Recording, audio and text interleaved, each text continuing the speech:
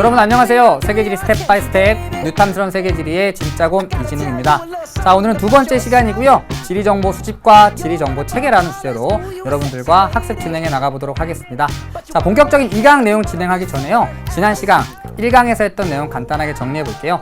자, 지난 시간에 했던 내용 중에 가장 중요한 내용 뭐라고 했었나요? 바로 지도입니다. 자, 우리 고지도 서양과 동양에서 제작되었던 다양한 고지도에 대해서 살펴봤는데요. 각 지도에 제작된 시기, 그리고 각 지도가 갖고 있는 특징들을 시기별로, 그리고 지도별로 잘 정리해 두신다면 지도와 관련된 문제들은 별로 어렵지 않게 해결하실 수 있을 것 같습니다. 그리고 마지막으로 세계화와 지역화 살펴봤는데요. 간단하게 말씀드리면 세계화는 세계가 비슷해지는 현상, 그리고 지역화는 이러한 세계화의 과정에서 어떤 한 지역이 지역적인 특성을 갖는 현상, 이렇게 정리해 두시면 될 것 같습니다.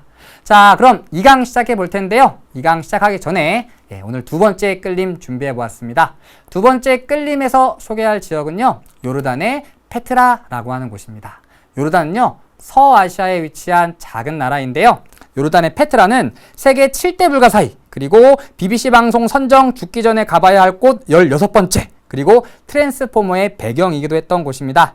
해발 950m 바위산에 위치한 도시 유적이고요. 이렇게 좁은 협곡을 1.2km 가까이 따라가다 보면 이렇게 멋있는 알카지네 신전이라는 곳이 나옵니다.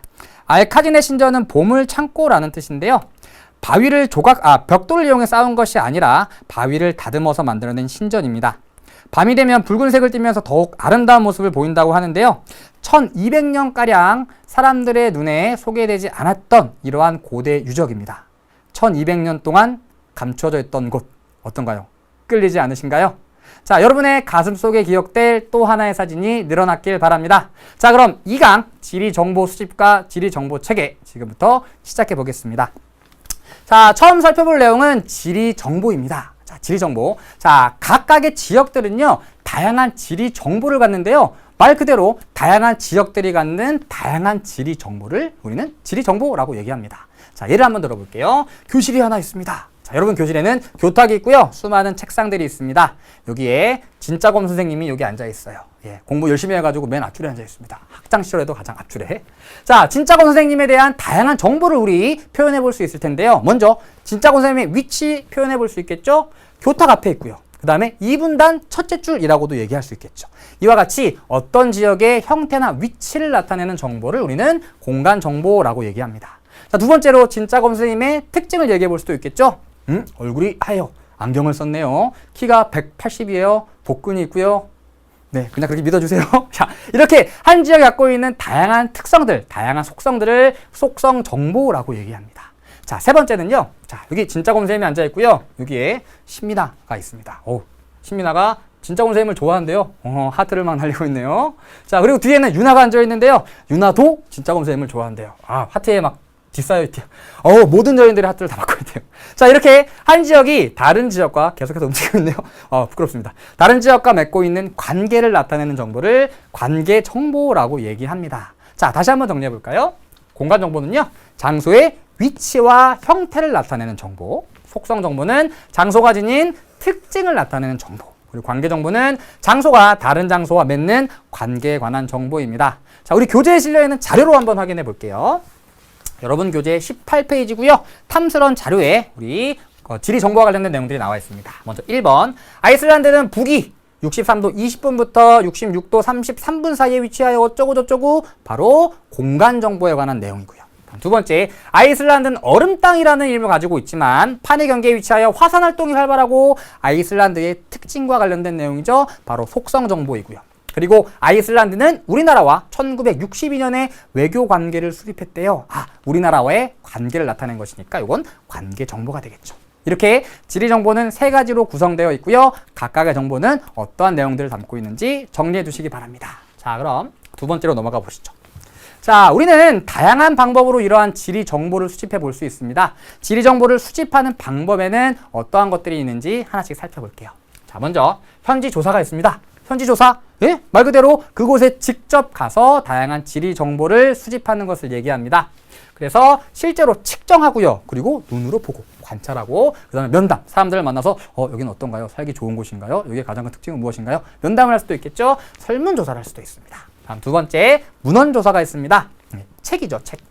자, 이러한 문헌조사는요, 시기별 모습을 비교 분석할 수 있다는 장점을 갖고 있는데요. 아주 오래전에 제작된 책과 그리고 최근에 제작된 책에서 얘기하고 있는 하나의 지역을 비교해서 살펴본다면 이 시기에는 이 지역이 이러한 특성을 갖고 있었는데 지금은 이러한 특성을 갖고 있구나. 바로 비교 분석해 볼 수 있다는 얘기입니다. 다음 세 번째는 인터넷 조사입니다. 여러분들 숙제 해오라 그러면 가장 많이 사용하는 방법이죠. 물론 저도 많이 사용합니다.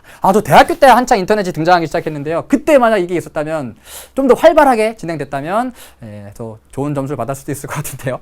자, 인터넷 조사는요. 공간적 제약을 극복할 수 있다는 정말 엄청난 장점이 있지만 엄청난 단점이 있죠.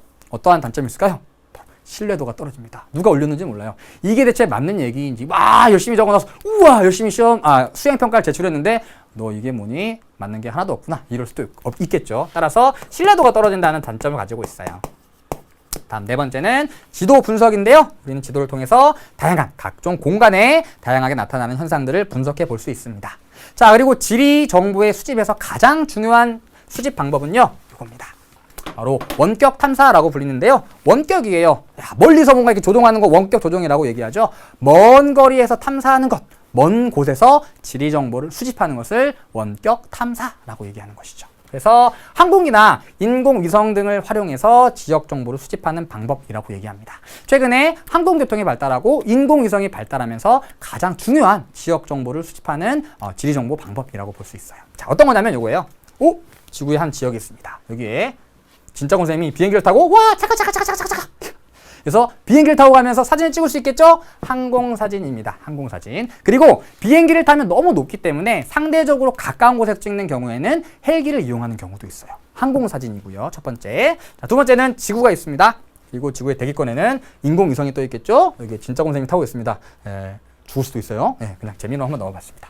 자, 인공위성은 지구 주위를 뺑글 빨리 돌아라야 돌게 되는데요. 돌면서 차카 이렇게 사진을 찍을 수도 있겠죠. 이거는 멈춰라. 계속 돌아야죠. 넌 돌아야지. 인공위성을 이용해서 찍은 사진이라 그래서 위성사진이라고 얘기합니다. 자, 인공위성은 지구를 계속해서 뺑글뺑글 돌고 있기 때문에요. 뭔가 정해진 주기 동안 일정한 간격 동안 계속해서 한 지역을 관찰할 수 있다는 장점을 가지고 있어요. 그래서 가장 큰 장점은 주기적인 정보 수집이 가능하다는 것입니다. 자, 그럼 이렇게 원격 탐사를 통해서 얻을 자료들을 한번 볼까요? 자, 먼저 왼쪽에 있는 건 위성 사진이고요. 이곳은 오른쪽에 인터넷 지도는 위성 사진으로 찍은 이 지역을 똑같이 인터넷에서 그림으로 수치 지도로 표현한 것입니다. 자, 여기는 스페인의 바르셀로나 지역인데요. 인공사진으로 봤더니 어디에 뭐가 있는지 한눈에 파악할 수 있습니다. 인터넷 지도보다는 상대적으로 자세한 정보를 얻을 수 있겠죠. 물론 아주 세세한 정보를 얻을 수는 없지만. 자, 아래쪽은 독일 베를린의 모습을 찍은 항공사진입니다. 이건 비행기에서 찍은 거고요. 이건 헬기에서 찍은 거예요. 여러분들 우리나라에 있는 수많은 포털 사이트 가보시면요. 항공사진을 서비스를 제공하고 있는데요. 이러한 항공사진의 모습을 직접 볼 수 있습니다. 한번 눈으로 한번 확인해 보시고요. 그 유명한 인터넷으로 유명한 그 검색 업체 있죠? 거기에서 지도를 설치하시면 이러한 위성사진 얼마든지 마음껏 감상하실 수 있습니다. 오늘 한번 여러분의 집이 어떻게 표현되어 있는지 한번 찾아보세요. 자, 그리고 이러한 것들도 활용할 수 있는데요. 왼쪽은 1973년의 아랍에미리트의 모습입니다. 오른쪽은 2006년의 모습이죠. 우와! 1973년에는 그냥 단순한 사막에 위치한 나라에 불과했던 나라가 2006년에서는 우와! 막 바다에 섬이 생겨나고요. 엄청나게 많은 건물들이 들어서 있음을 볼 수 있습니다. 일정한 기간 동안 이 지역이 어떻게 변화했는지를 우리는 위성사진을 통해서 관찰할 수 있는 것이죠.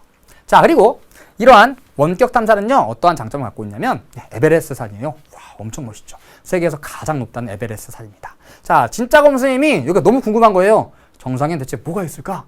한번 가보자 라고 올라갑니다. 와! 눈사람이 돼서 얼어 죽겠죠. 와! 신나는 표정을 짓고 있지만 엄청나게 춥겠죠. 함부로 올라갈 수 있는 곳이 아닙니다. 하지만 비행기를 타고 또는 인공위성을 타고 요 위로 훅 하고 지나간다면 인간이 접근하기 힘든 곳의 사진도 쉽게 찍을 수 있겠죠. 또 이런 것도 있겠죠. 지구에서 가장 넓은 사하라 사막이에요. 자, 나는 지리교사니까 사하라 사막도 한번 탐방해봐야지. 역시 진짜곤 쌤이 따봉을 하고 있고요. 사우디아라비아의 전통 의상으로 갈아입고 사막에 저 가운데로 갑니다. 우와! 가자! 자, 이 북극곰처럼 진짜곤 쌤도 탈진할 수 있겠죠. 자, 이렇게 사막의 한가운데도 인간이 접근하기는 굉장히 어렵습니다. 하지만 비행기와 인공위성이라면 충분히 사진을 찍을 수 있겠죠. 그래서 이러한 원격 탐사의 두 번째 장점은요. 인간의 접근이 어려운 곳, 접근이 어려운 곳. 이런 곳에 지리 정보를 수집할 수 있다는 장점을 가지고 있습니다. 자, 그럼 세 번째로 넘어가 볼까요? 그 사진을 넣긴 넣는데요. 굉장히 민망하네요. 따봉. 네. 자, 세 번째 통계지도입니다. 자, 통계지도는요, 말 그대로 다양한 통계 자료를 지도에 표현하는 것을 얘기합니다. 자, 우리는 일상생활 속에서 다양한 통계 자료를 이용하고 있죠. 그리고 이러한 통계 자료를 지도에 표현하게 되면 뭔가 한눈에 지역 간의 차이를 파악하거나 어떤 지역의 특성을 파악하는데 많은 도움을 줄 수 있습니다. 그리고 우리 일반적으로 많이 보았던 지도들이 통계 지도인 경우가 많습니다. 어떤 하나의 주제를 가지고 이 주제와 관련된 내용들을 지도에 표현한 것, 그게 바로 통계 지도입니다. 자, 통계 지도는 어떻게 표현하느냐에 따라서 크게 5가지로 나눌 수가 있는데요. 첫 번째는 이 지도입니다. 점으로 와 표현했다 그래서 점으로 묘사한 지도예요. 그래서 점묘도라고 부릅니다.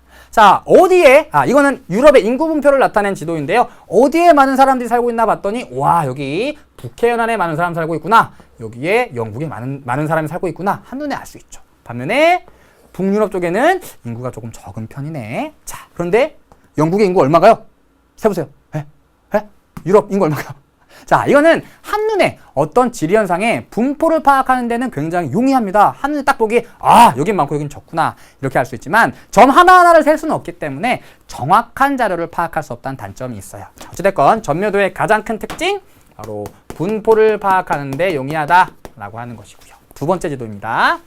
두 번째 지도는 이렇게 외국인 노동자의 비율을 색깔을 달리하여 표현해 놓았는데요. 이렇게 색깔 또는 농도 또는 채도 또는 명암 굉장히 다양한데요. 이렇게 다양한 것들을 이용해서 단계를 구분해서 그린 지도다. 그래서 단계 구분도라고 얘기합니다. 일반적으로 다양한 통계 자료를 표현할 때 쓰는데요. 이러한 통계 자료를 통계치라고 할게요. 똑같은 얘기지만 통계치. 통계치에 어떤 지역 간의 비교에 많이 이용되는 지도입니다. 주로 밀도라던가 비율 이러한 것들 표현하는 데 많이 사용되는 지도입니다. 자, 한눈에 보기에도 하얀색이 가장 적고요. 빨간색이 가장 많음을 알 수 있죠. 그래서 색깔을 선정할 때도 굉장히 주의를 기울여야 됩니다. 얘가 이렇게 바뀌면 사람들이 한눈에 파악을 할 때 좀 헷갈릴 수가 있어요. 단계 구분도. 다음 세 번째 지도입니다. 세 번째 지도는 이런 지도인데요. 유럽 지역의 1월 드문, 1월의 기온을 표현한 지도입니다. 등온선이라고 부르는데요. 기온이 같은 지역을 선으로 연결한 것이라고 부릅니다. 그래서 이러한 지도는 등치선도라고 부르고요. 값이 같은 지역을 선으로 연결한 지도라는 뜻이에요. 그래서 이렇게 선이 있으면 여기 영하 5도 선이 있죠. 여기가 영하 5도면 여기 다 영하 5도 다 이렇게 영하 5도라는 얘기고요. 영하 5도와 영하 10도 사이는 몇 도인지는 정확히 모르겠으나 영하 5도와 영하 10도 사이이다 라고 추측을 할 수가 있는 것이죠. 자, 그래서 이러한 등치선도는요, 어떠한 때 이용되냐면요, 연속된 자료를 표현할 때 이용합니다. 연속된 자료. 자, 연속된 자료는 무엇이냐? 우리 지구상의 어느 곳에나 분포하는 자료를 얘기합니다. 예를 들어서 소의 분포를 나타내려고 그래요. 소 어디에나 있지 않죠. 여기 소 없네요. 저기도 소 없죠. 하지만 공기라던가 또는 고도 또는 해수면 이런 것들은 어디에나 분포하고 있죠. 그래서 어디에나 분포하는 공기라던 기압, 기온, 그다음에 수심, 그다음에 대표적인 게 높이를 표현하는 등고선 이런 것들이 대표적인 등치선도라고 할 수 있습니다. 연속된 자료를 표현할 때 사용하는 지도다. 다음 네 번째 보죠. 자, 네 번째 지도는요, 이렇게 원을 이용해서 외국인 노동자 수를 표현한 지도입니다.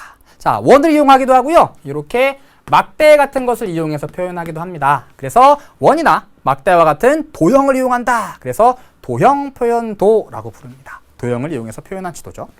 그래서 외국인 노동자의 절대적인 양이나 비율을 나타낼 때 많이 쓰이는데요. 많은 학생들이 어려워하는 부분 중에 하나가 뭐냐면요, 바로 이 단계 구분도와 도형 표현도를 비교하는 것입니다. 일반적으로 시험 문제는요, 어떠한 자료가 제시되고요, 이 자료는 어떠한 지도로 표현하면 좋겠니? 라는 질문이 가장 많이 나오거든요. 근데 이 자료를 도형 표현도로 표현하느냐, 단계 구분도로 표현하느냐, 이게 많은 학생들이 헷갈려 하는데요. 자, 쉽게 말씀드리자면 구별하지 않으셔도 됩니다.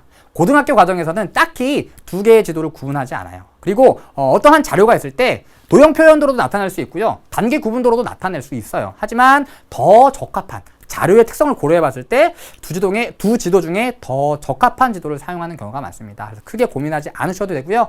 양이나 비율을 나타낼 때는 도형 표현도, 그리고 일정한 어떤 통계치를 나타낼 때는 단계 구분도를 쓴다. 두 지도는 크게 딱딱 칼로 막 물을 자르듯이 딱 그 사용 범위가 나눠지는 것은 아니다. 이렇게 정리해 두시고요. 단계 구분도와 비교되는 도형 표현도의 가장 큰 장점은요, 이런 겁니다. 자, 외국인의 노동자 수를 원으로만 이용해서 표현해 놨는데요. 이렇게 표현할 수도 있겠죠. 원을 이용해서 아시아, 그 다음에 아프리카, 그 다음에 아메리카, 전체 외국인 노동자 수를 원으로 표현하고 그 안에서 아메리카, 아시아, 아프리카 나눠볼 수도 있겠죠. 이와 같이 하나의 원 또는 하나의 막대에서 2개 이상의 자료를 한꺼번에 표현할 수 있다는 장점을 가지고 있습니다. 그래서 복수의 자료를 나타낸다라고 얘기하는데요. 난 너에게 복수할 거야. 이렇게 아니라요. 복수 2개 이상의 자료를 나타낸다. 이런 뜻입니다. 자, 다음 마지막. 이런 지도인데요. 화살표를 이용해서 나타낸 지도입니다. 자, 화살표는 일단 기본적으로 뭘 나타내는 기호냐면 방향을 나타내고 있죠. 그리고 두께가 달라지고 있는데요. 두께는 양을 의미합니다. 그래서 화살표를 이용해서 이동의 방향과 이동량을 표현하는 지도가 바로 이 지도입니다. 이름은 유선도라고 부릅니다. 화살표를 이용해서 이동, 그리고 이동의 방향과 이동량이래요. 결국에는 뭘 표현하는 거냐면 이동을 표현하는 거죠. 지역 간의 교류를 표현할 때 나타내는 지도가 바로 이러한 유선도라고 부를 수 있습니다. 그래서 이 지도를 살펴보면 외국인 노동자의 이동을 살펴본 건데요.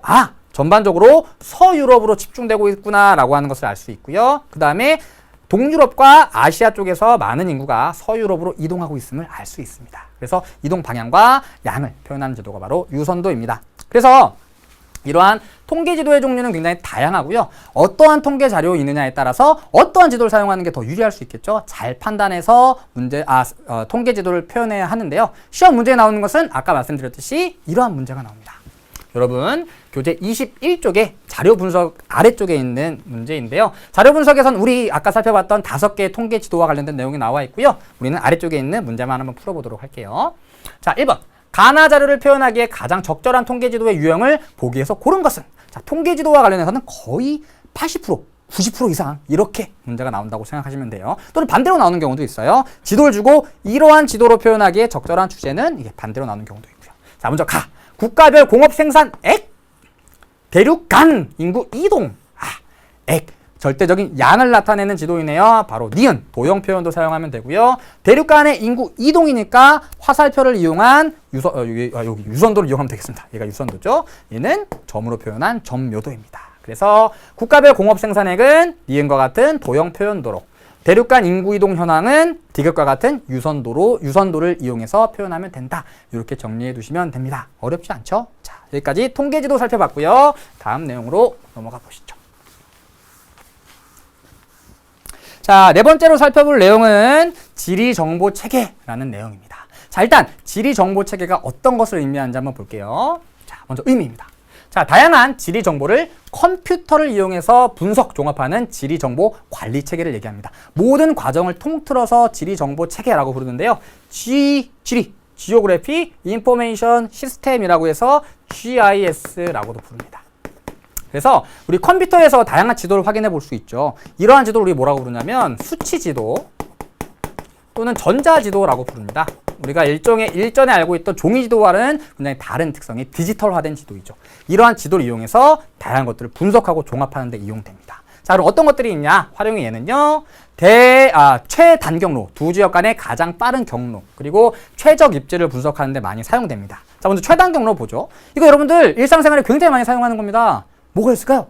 빨리 찾아가는 걸 알려줘. 바로 차에 있는 내비게이션 있죠.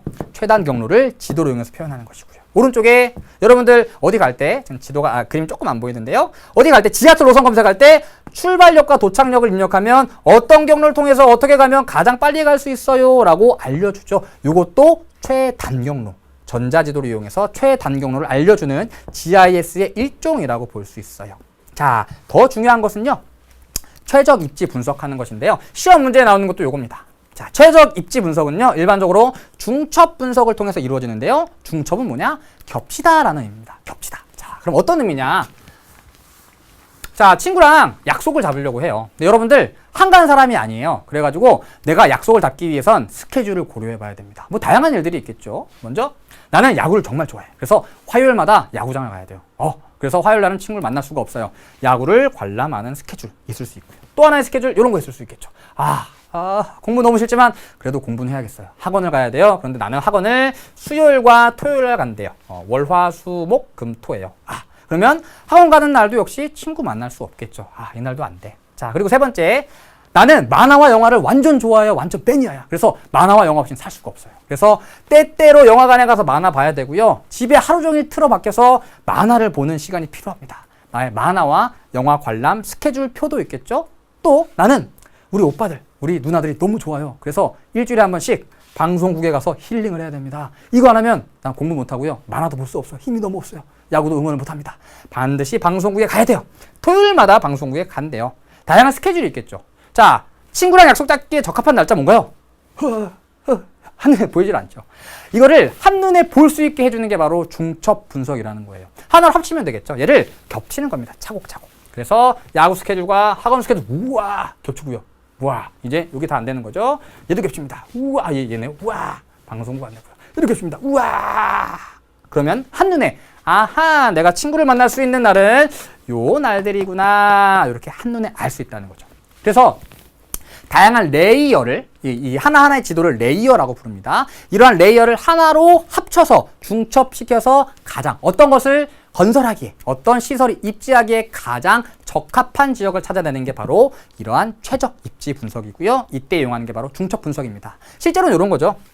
자, 이렇게 이런 겁니다. 자, 레이어의 중첩과 분석이래요. 자, 원격 탐사 이미지가 있는데요. 어떠한 곳에 어떤 시설물을 지으려고 합니다. 이 시설물을 짓기 위해서는 다양한 것들을 고려해야 된대요. 그래서 토지 이용의 경계, 그리고 수계, 삼림, 토양, 그리고 종합 분석된 내용들을 한 번에 살펴보고자 합니다. 그래서 얘를 이렇게 쌓아놓고 이렇게 위에서 쳐다보는 거죠. 이렇게 중첩 분석하는 겁니다. 한 번에 보는 것들.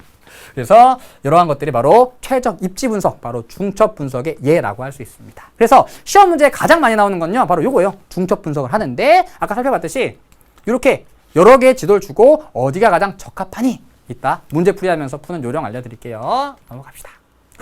자, 다음 마지막 주제입니다. 지역의 구분입니다.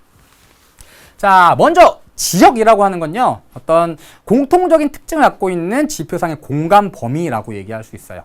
이러한 지역은 다양한 기준에 의해서 다양하게 구분할 수 있는데요. 기준을 어떻게 잡느냐에 따라서 지역의 구분이 달라지기도 합니다. 어떤 기준에 의해서는 같은 지역에 속하던 것들이 다른 기준에 의해서는 서로 다른 지역에 속하기도 하고요. 또는 한 지역이었던 것들이 시간이 지나면 다른 지역으로 쪼개지기도 하고요. 그래서 기준이 가장 중요합니다. 자, 그리고 이러한 지역들은 크게 두 가지로 구분할 수 있는데요. 첫 번째가 동질 지역입니다. 동질. 질이 같은 지역이라는 얘기죠. 질이 같아요. 자, 그럼 어떤 지역이냐? 지리적 현상이 동일하게 나타나고 있는 지역의 범위. 어떠한 쌀을 재배하고 있어요. 여기 쌀 다 쌀 재배해요. 동일하구나.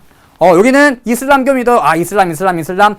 종교가 똑같구나. 이렇게 지리적 현상이 동일하게 나타나고 있는 지역의 범위를 우리는 동질 지역이라고 부릅니다. 대표적인 예는 기후 지역, 열대기후, 온대기후 또는 냉대기후 같은 것들. 농업지역, 여기는 쌀을 재배하는 지역, 여기는 밀을 재배해요. 여기는 옥수수를 재배해요. 농업지역 있고요. 문화권도 있을 수 있겠죠. 자, 동질 지역 말고 기능 지역이라는 녀석도 있습니다. 기능 지역. 자, 기능 지역은요, 기능적으로 밀접한 관련을 맺고 있는 공간의 범위를 얘기합니다. 굉장히 어려운데요. 예를 보면 이게 무슨 뜻인지 알 수 있어요. 자, 기능적인 예는요, 도시권, 통합권, 통근권입니다. 공통적으로 어떠한 단어가 어떠한 뭐라고 하죠? 음절이 들어가 있는데요. 권이 들어있죠. 권. 자, 다시 얘기해서 도시권은요, 도시의 영향을 받는 지역들. 통근권은 이 학교로 통학을 하는 사람들이 사는 범위. 그리고 통근권은 이 직장으로 통근을 하는 사람들이 살아가는 범위. 다시 얘기해서 도시를 중심으로 밀접한 관련을 맺고 있는 지역들, 학교를 중심으로 밀접한 관련을 맺고 있는 지역들, 직장을 중심으로 밀접한 관련을 맺고 있는 지역들이라고 볼 수 있겠죠. 그래서 하나의 어떤 시설 또는 하나의 어떤 기능들이 영향을 미치는 범위를 우리는 기능지역이라고 얘기합니다. 자, 시험 문제는 동질지역과 기능지역을 구분하는 문항들이 많이 출제되는데요. 두 지역의 차이는 어떤 것들이 있냐면, 첫 번째, 동질지역은요, 중심지가 없지만 기능지역은 중심지가 있습니다. 중심지의 유, 무로 비교해 볼 수 있어요. 자, 기능지역부터 볼까요? 도시권의 중심지 도시가 되는 거죠. 통합권의 중심지 학교가 되고요. 통근권의 중심지 직장이 되고요. 또는 어떠한 상권의 중심지 상점이 되는 것이죠. 이렇게 하나의 중심지가 있고요. 그 중심지에 영향을 받는 범위를 표현한 것입니다. 반면에 얘는 중심지가 없죠. 기후지역이에요. 열대기후지역에 나타나는데 여기는 완전 열대기후가 막 짱 잘 나타나니까 너는 짱이야. 뭐 이런 건 아니죠. 농업지역도 쌀, 밀 다 나눠놨는데요. 너는 쌀을 가장 많이 재배하니까 네가 중심지야. 뭐 이러진 않겠죠. 왜냐면 똑같이 쌀을 재배하는 공간이기 때문에 따라서 중심지가 없고요. 있습니다. 다음 두 번째. 동질지역은 계층이 없지만 기능지역은 계층이 있습니다. 자, 계층은 뭐냐? 이런 거죠. 예를 들어 도시권이라고 해봅시다. 가장 작은 도시, 소도시가 있을 수 있고요. 그 다음에 대도시가 있을 수 있겠죠. 우리나라로 한번 해볼까요? 우리나라에 지방 중심 도시, 시가 있고요. 그 다음에 광역시가 있고요. 광역시보다 더 높은 곳에 특별시가 있겠죠. 똑같은 도시라고 하더라도 수행하는 기능에 따라서 계층을 나눠볼 수 있는 겁니다. 얘가 더 고차, 상위고요. 얘가 더 저차, 하위에 위치하고 있죠. 반면에 통합권, 학교, 계층 나눌 수 있죠. 초등학교, 중학교, 고등학교, 대학교 이렇게 계층을 나눌 수 있습니다. 그리고 계층에 따라서 이 중심지가 미치는 범위도 차이가 나타나게 됩니다. 반면 동질지역은 계층이 없어요. 열대기후 중에 짱열대, 중간열대, 하위열대 이런 게 있는 게 아니죠. 농업도 야 너는 쌀짱, 너는 쌀 중간짱 뭐 이런 게 있는 게 아니죠. 그래서 계층이 없다. 그래서 동질지역과 기능지역을 구분할 때는요. 중심지의 유무 그리고 계층의 유무를 기준으로 구분해 주시면 됩니다. 자, 특히 기능지역은요. 자, 도시권, 통합권, 통근권이에요. 자, 다시 얘기해서 교통이 발달한다면 한 도시에 영향이 미치는 범위는 넓어지겠죠. 그리고 교통이 발달한다면 이 상점으로 찾아오는 사람들이 살고 있는 범위도 넓어지겠죠. 그래서 일반적으로 기능지역은요. 교통과 굉장히 밀접한 관련을 맺고 있습니다. 그리고 거리와도 밀접한 관련이 있는데요. 하나의 중심지가 여기 있고요. 중심지라고 합시다. 자, 이렇게 이 중심지에 영향을 미치는 권역이 있대요. 중심지와 가까운 A지역과 중심지에서 거리가 먼 B지역 중에 중심지에 영향이 더 많이 미치는 지역은 어딜까요? 당연히 가까운 곳이겠죠. 여기를 학교라고 한다면 이 학교로 통학하는 학생들은 A와 B 중에 어디에 더 많이 사냐 이런 얘기예요. 그러면 당연히 가까운 데도 많이 살겠죠. 그래서 거리와도 밀접한 관련을 갖고 있고요. 교통과도 밀접한 관련을 갖고 있다. 자, 그럼 이 동질지역 그리고 기능지역과 관련된 자료 하나 살펴보죠. 여러분 교재에 있는 20페이지의 탐스러운 자료입니다. 동질지역과 기능지역의 사례인데요. 자, 미국의 농업지역을 표시한 것이에요. 자, 방목 및 관계농업이 이루어지는 곳, 봄밀, 겨울밀, 여긴 다 옥수수죠. 다 낙농업, 다 hun학농업 이렇게 동일한 특성을 갖고 있는 지역들이에요. 대표적인 동질지역이고요. 다음에 두 번째는 미국 아이오와주의 텔레비전 수신율이래요. 동그라미로 표시된 게 텔레비전 송신국이고요. 여기서 방송을 보냅니다. 이걸 받아들이는 애들이 있겠죠? 바로 이렇게 표시되었습니다. 그런데 중심지에서 가까운 지역들은 상대적으로 수신율이 높게 나타나고요. 멀어질수록 수신율이 낮아지게 되는 것이죠. 그래서 거리와 밀접한 관련이 있고요. 중심지 있죠.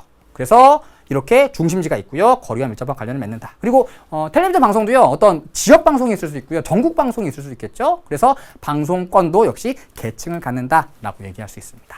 자, 하나만 더 볼게요. 자, 세 번째 나오는 지역은 바로 점이지대라고 하는데요. 점이지대 혹은 점이지역이라고도 부릅니다. 얘는 뭐냐면요. 점점 이동하는 지역이라고 생각하면 돼요. 점점 이동하는 지역. 그래서 두 지역의 특성이 함께 나타나는 지역을 우리 점이지역이라고 얘기합니다. 점이지역. 자, 어떤 곳이냐면요. 이런 곳이에요. 자, 핵심 지역이 있고 주변 지역이 있어요. 두 지역이 있죠. 서로 다른 지역입니다. 그런데 두 지역의 가운데 있는 이곳은 두 지역의 특성이 모두 나타나는 곳이에요. 이런 곳을 점이지대라고 부릅니다. 이런 거죠. 여기에 열대기후가 있고요. 여기에 온대기후가 있대요. 자, 온대 가다가 여기 딱 완전 칼로 딱 잘라가지고 열대 막 이렇게 발 왔다 갔다 하면 열대 온대 왔다 갔다 할 수 있는 건 아니죠. 서서히 변하면서 이 중간에는 두 지역의 특징을 서로 갖고 있는 동시에 갖고 있는 이러한 지역이 나타난다는 얘기입니다. 얘가 바로 점이지대이고요. 우리나라의 그 사투리에서도 이러한 점이지대 살펴볼 수 있는데요. 넘어가 보죠. 사투리. 자, 우리나라 지도입니다. 자, 우리나라는 각 지방마다 방언 그리고 사투리를 갖고 있습니다. 자, 여기가 바로 전라도이고요. 전라도. 그리고 여기가 경상도입니다. 자, 전라도 사투리가 있는데요. 제가 군대에서 생활할 때 저희 내무반에 이 전라도 고참이 있었습니다. 이분이 맨날 사용하던 단어가 하나 있었는데요. 우메 겁나, 우메 겁나. 네, 이런 단어를 정말 많이 사용했어요. 우메 오늘 밥 겁나 맛있어. 우메 찌능이 너 겁나 잘생겼어. 네, 이런 얘기는 아니고요. 네, 그런 얘기죠. 우메 많이 씁니다. 그 다음에 경상도에 살던 고참도 있었는데요. 이 고참은 맨날 억수로라는 말을 굉장히 많이 썼어요. 그래서 우메 겁나, 억수로. 자, 그런데 여기는 다 우메 겁나 쓰겠죠. 우메 겁나. 이건 억수로. 그러다가 억수로. 여기를 딱 지나면서 우메 겁나 하진 않는다는 얘기죠. 우메 겁나, 우메 억수로 이렇게 된다는 얘기입니다. 그래서 요 중간에는 두 지역의 특성이 모두 나타나는 지역들이 나타난다는 얘기예요. 이게 바로 점이지대라고 하는 겁니다. 네. 사투리 배워보면 굉장히 재밌어요. 좀 어설프게 했는데요. 좀 사투리 욕심이 있어가지고요. 억수로. 자, 이렇습니다. 그래서 두 지역의 특성이 모두 나타나는 지역. 이곳을 우리는 점이지대라고 합니다. 자, 여기까지 우리 지역의 구분까지 살펴보았습니다. 자, 그러면 문제 풀어보도록 할게요. 자, 교재 25페이지의 심화문제 2번입니다. 자, 가나지도의 지역 구분 기준으로 옳은 것을 고르래요. 자, 어떤 내용이 나와 있는지 먼저 살펴볼게요. 갑부터 읽어보겠습니다. 저는 세계의 국가별 도시화율에 대해 조사하려고 합니다. 모든 국가의 도시화율을 조사하여 도시화율이 30% 미만인 국가, 그리고 30에서 70% 미만인 국가, 70% 이상인 국가로 분류한 다음에 이를 구분할 수 있도록 국가별 음영을 달리하여 가지도를 만들겠대요.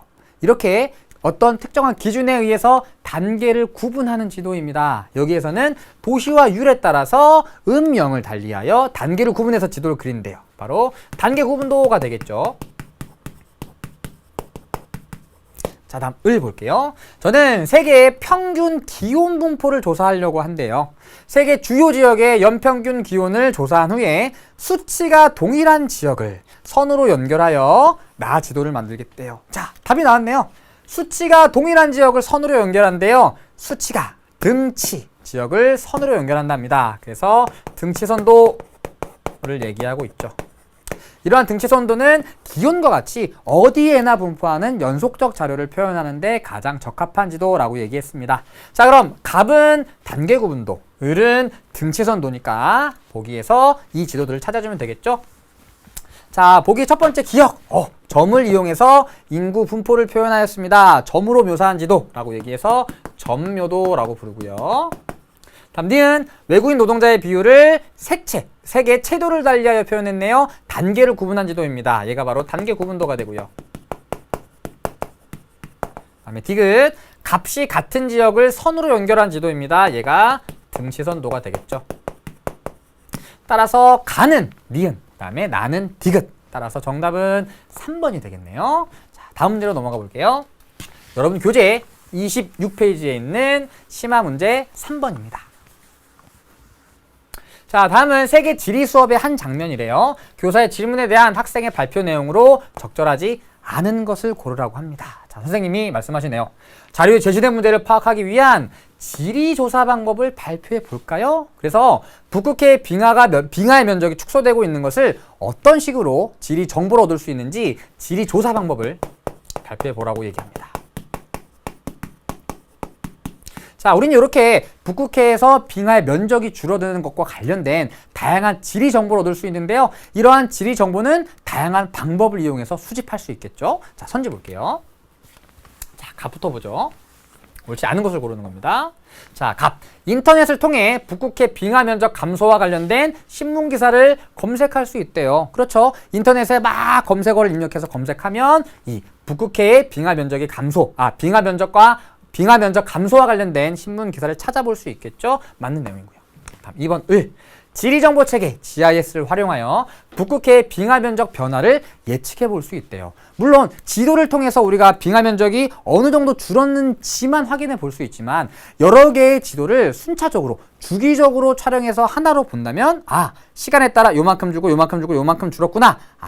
이만큼의 시간이 지나면 요만큼으로 줄겠구나 라고 예측해 볼 수 있겠죠. 따라서 수치지도, 디지털화된 수치지도를 이용한 지리정보체계를 통해서 이러한 빙하 면적의 변화를 예측해 볼 수 있습니다. 맞는 내용이고요. 다음 3번 병.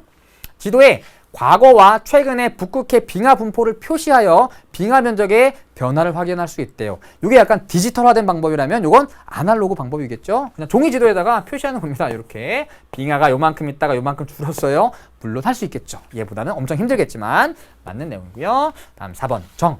도서관에서 지구온난화가 북극해의 빙하 면적에 끼치는 영향과 관련된 논문을 찾아볼 수 있대요. 그렇죠. 이러한 논문을 찾아보면 과거에는 어떠한 상황이 있었는지 그리고 앞으로 어떠한 영향을 받게 될 것인지 알 수 있겠죠. 맞는 내용이고요.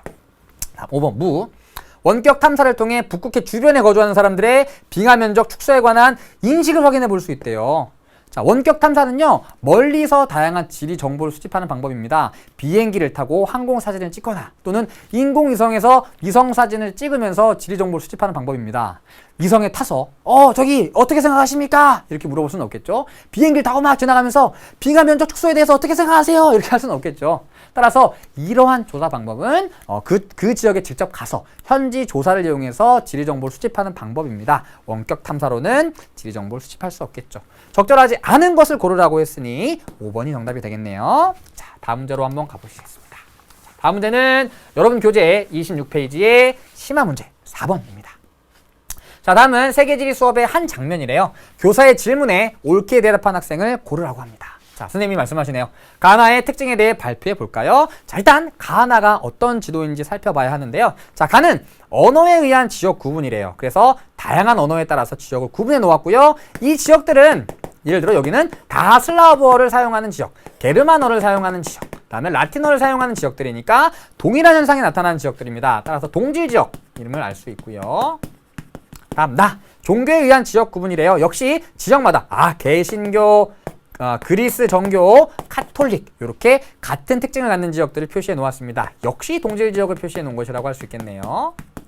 그래서 하나의 유럽이라고 하는 하나의 지역이지만 기준에 따라서 서로 다른 지역으로 분류할 수 있음을 보여주고 있는 자료입니다.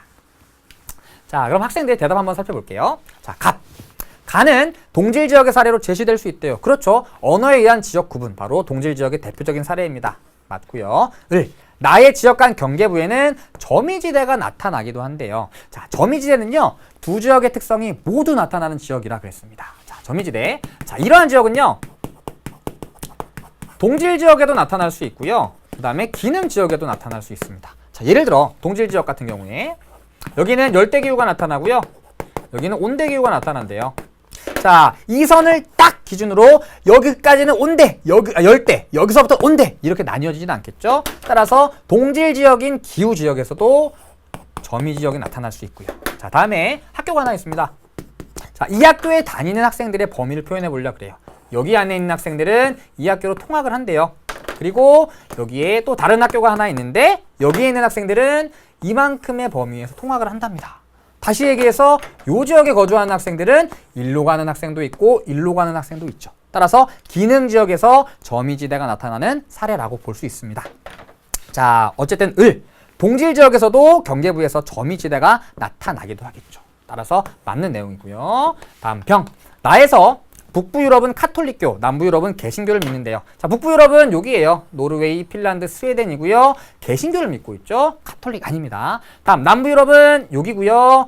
카톨릭교 믿고 있습니다. 개신교 아닙니다. 옳지 않은 내용이고요. 다음 가나는 지역 간 경계가 서로 일치한데요. 그렇지 않죠. 예를 들어 독일 같은 경우에 독일은 적절한 예가 아닐 것 같네요. 여기 폴란드 같은 경우에 언어에 따라서 구분할 때는 슬라브어 지역에 속하지만 종교에 따라서 구분할 때는 카톨릭교를 믿는 지역에 속합니다. 따라서 지역 간 경계가 서로 일치하지 않습니다. 옳은 대답을 한 학생은 갑과 을이라고 할 수 있겠네요. 다음 문제로 가볼게요. 교재 27페이지의 5번 문항입니다. 자, 예준이는 다음 조건을 모두 만족시키는 국가로 해외 봉사활동을 가고자 한대요. 가장 적절한 국가를 지도의 A부터 E에서 고르라고 합니다. 자, 이 문항이 제가 아까 말씀드렸던 지리 정보체계 GIS와 관련된 문항입니다. 바로 최적 입지를 찾는 문항인데요. 여기서는 최적 입지가 아니라 최적 지역이 되겠죠. 자, 이러한 문제는요, 거의 대부분 다양한 조건을 주고요. 그 조건에 적합한 지역을 찾는 방식으로 문제가 출제됩니다. 자, 이러한 문항은요, 이렇게 풀이하시면 편하게 풀이하실 수 있어요. 바로 소거법을 이용해서 풀이하는 겁니다. 그래서 문제에 주어진 5개의 지역을 각각의 기준으로 하나씩 살펴보면서 하나씩 지워가시다 보면 마지막에 남는 지역이 바로 정답이 되는 겁니다. 하나씩 볼까요? 1번. 하루 $2 미만으로 사는 인구의 비율이 50% 이상이어야 한대요. 자, 첫 번째 지도 보았더니 하루 $2 미만으로 사는 인구의 비율이 표시되어 있습니다. 그리고 여기 보라색과 더 진한 곳은 50에서 75 이상이지만 요 두 지역들은 하루 $2 미만으로 사는 인구의 비율이 50도 안 되는 지역들이죠. 따라서 타이와 말레이시아가 하루 $2 미만으로 사는 인구의 비율이 50도 안 되는 지역들입니다. 자, 그런데 예준이는요. 하루 $2 미만으로 사는 인구의 비율이 50% 이상인 곳에 가려고 하니까 타이와 말레이시아는 적합하지 않겠죠. 다음 두 번째, 유아 사망률이 50 이상이어야 한대요. 자, 두 번째 지도 볼게요. 자, 두 번째 지도는 유아 사망률을 표시해 놓았는데요. 50 이상인 지역에 가고자 하는 겁니다. 50 이상인 지역에 50 이상이어야 한대요. 자, 그러면 여기 표시되어 있는 국가 중에 라오스와 캄보디아는 50 이상이죠. 나머지 지역들은 다들 50 이하입니다. 따라서 라오스와 캄보디아를 제외한 베트남 지워주시고요. 다음 세 번째, 여행 제한 국가나 여행 자제 국가는 제외해야 한대요. 세 번째 지도는 여행 국가의 특징을 나타냈는데요. 자, 라오스를 살펴보면 라오스는 제한이 없는 국가이고요. 그리고 캄보디아는 여기죠. 여행 자제 국가입니다. 따라서 여행 자제 국가인 캄보디아는 예준이가 해외 봉사활동하기에 적합하지 않은 국가라고 할 수 있겠죠. 따라서 이렇게 하나씩 지워 나가다 보니 마지막에 B, 이렇게 라오스 하나만 남았죠. 이런 식으로 하나씩 조건에 따라서 하나씩 지워가다 보시면 가장 마지막에 남는 지역이 정답이 됩니다. 자, 그리고 이러한 문제를 풀이하는 요령은요. 일반적으로 기준이 이렇게 제시됩니다. 그리고 대부분의 학생들이 첫 번째 기준부터 마지막 기준으로 이런 순서대로 하나씩 비교해 가거든요. 그런데 얘를 반대로 맨 마지막 거부터 위로 올라가면서 지역을 하나씩 지어가시면 정답을 조금 더 빨리 찾으실 수 있습니다. 그래서 이러한 중첩 분석, 최적 입지 분석과 관련된 문제를 푸는 요령이라고 할 수 있어요. 자, 그럼 다음 문제 풀이해 볼게요. 다음 문제는 교재 27페이지의 6번 문항입니다. 자, 지도는 지역 구분에 의한 두 지역의 사례를 제시한 것이래요. 가나 지역에 대한 옳은 설명을 보기에서 고르랍니다. 그런데 가나 지역은 기능 지역과 동질 지역 중 하나래요. 자, 그럼 어떤 지역이 기능 지역인지 어떤 지역이 동질 지역인지 구분해 보아야겠죠. 이거 좀 지울게요. 자, 아까 봤던 그림이네요. 먼저 가지역, 미국의 농농업 지역을 표시한 지도입니다. 여기는 다 방목 및 관계농업하는 지역이고요. 여기는 겨울밀, 옥수수, 낙농업하는 지역입니다. 동일한 특성이 나타나는 지역을 표시해 놓은 지도입니다. 따라서 동질 지역을 표시한 지도라고 할 수 있고요. 다음 놔볼게요. 자, 나는 텔레비전 송신국을 중심으로 텔레비전을 수신받는 지역들의 범위를 나타냈습니다. 텔레비전 송신국이라고 하는 중심지를 기준으로 이 중심지에 영향이 미치는 범위를 표현한 지도입니다. 따라서 기능지역이라고 얘기할 수 있겠죠. 자, 그럼 보기 하나씩 살펴볼게요. 자, 먼저 기억. 가는 지리적 현상이 동일하게 나타나는 지역의 범위를 의미한대요. 예, 맞습니다. 이게 바로 동질 지역의 정의라고 할 수 있겠죠. 기억 맞고요. 다음 니은.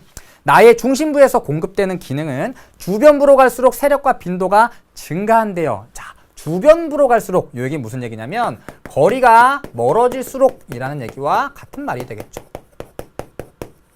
자, 기능 지역에서는요, 일반적으로 중심지와 거리가 가까울수록 세력과 빈도가 증가하고요. 그리고 거리가 멀어질수록 세력과 빈도는 감소하게 됩니다. 따라서 반대로 적어놨죠. 니은 옳지 않은 보기고요. 디귿으로 가보겠습니다. 디귿. 교통통신이 발달할 경우 나의 중심지 기능이 미치는 범위는 변화한대요. 자, 그렇죠.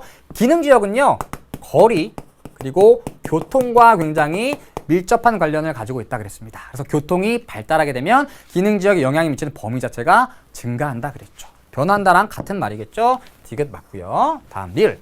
가. 동질지역의 사례로는 도시권, 통화권을, 기능지역의 사례로는 기후지역, 농업지역을 들 수 있대요. 아니죠. 두 개가 바뀌었습니다.